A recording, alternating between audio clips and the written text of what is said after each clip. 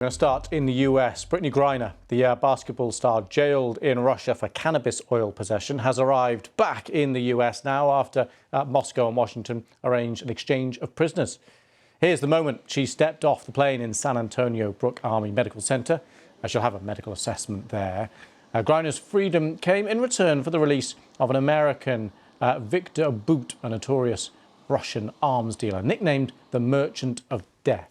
He's already arrived back in Moscow, flying in from Abu Dhabi, where the exchange took place. The terms were signed off by President Biden, leading to criticism that he could have helped other Americans detained in Russia. Here's our reporter, Tom Brada. This is the moment the basketball star, Brittney Griner, finally landed back in the US, home after more than 290 days of detention in Russia. Just last month, she was sent to a penal colony. So her sudden freedom came as a surprise. This footage, released by the Russian authorities, shows her being given the news. Do you know where I'm heading to? No. No? No. You fly back home? To the US. To the US. Okay. The US government secured Miss Griner's release through an exchange. She was traded for a notorious arms dealer, Viktor Bout, widely known as the Merchant of Death, and the pair briefly crossed paths on the tarmac at Abu Dhabi. Mr. Bout had been in a US jail for 12 years. Hours after the trade was complete, he was back in Moscow. Brittney Griner was arrested at a Moscow airport back in February for the possession of cannabis oil cartridges, and later she was sentenced to 9 years in jail. Her wife celebrated the news of her early release. Thank you, everybody, for your support. And today is just a happy day for me and my family, so I'm going to smile right now. The basketball star's teammates praised her character. Off the court, I would say she's such a kind, nice, and giving person. Always willing to give a helping hand, always willing to help someone in need, whether it's giving someone a free meal or giving someone a ride. She's honestly one of the most generous people that I know. But there has also been criticism. Some are concerned that President Biden sanctioned the release of a man with as dangerous a track record as Mr. Bout. Others are angry that he left another US citizen behind. This is Paul Whelan, an American currently being held on suspicion of spying. The White House had originally offered to swap Viktor Bout for Brittney Griner and Mr. Whelan, but Russia flatly refused. For now, many Americans will be celebrating the basketball star's return. After 10 months in Russian custody, she's finally back on home turf. Tom Brada, BBC News. Well, Robert Zaharishevitz was one of the agents involved in Viktor Bout's arrest back in 2008, and he told the BBC World Service that he was disappointed to see him released. Today's actions just placed a target on the back of every United States citizen traveling throughout the world, and they just became a commodity. I think that we just sent the message that it's really good business to illegally detain and, if not kidnap, American citizens. And it's great to have one in your back pocket if you need them for a trade at some point. Well, let's speak now to Valerie Hopkins, a Russia correspondent for the New York Times. Thanks very much for coming on the programme. Thank you very much for having me. Those were chilling words to hear as an American citizen sitting in Moscow right now. Yeah, well, let's get your thoughts on just that. I mean, do you think that is a valid criticism of what's gone on here?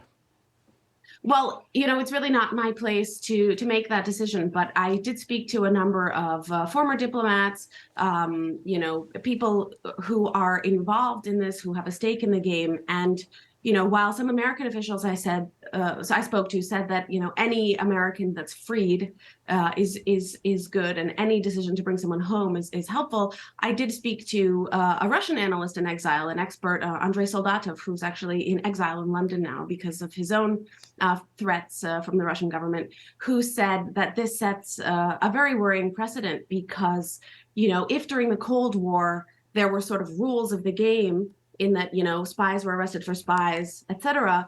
Now, you know, this is a system where Putin and his government have realized that it's actually quite useful for them to have what he called a bank of hostages, something that started to develop already 20 years ago during the Chechen War. But you know, as the rules are now new rules of the global system, new rules of West-Russia relations are being written, it is quite concerning to see how this might change. Indeed. Let's move on now to Victor Bout. What do we know about what happens to this man now and how dangerous he remains?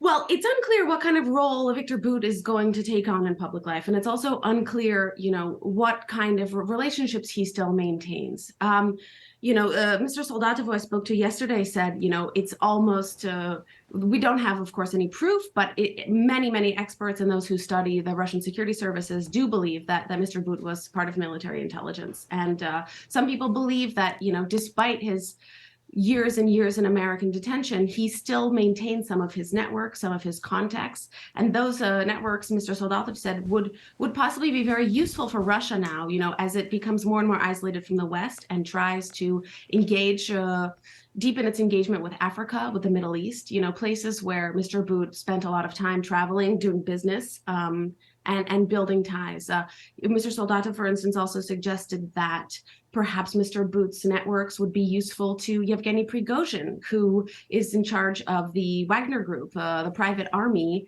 that is, close to Putin, which is also expanding its operations in Africa and the Middle East. So, Right. However, Mr. Bout is portrayed here as a hero, as someone who never testified and never revealed any information that would have been important for the Russian state.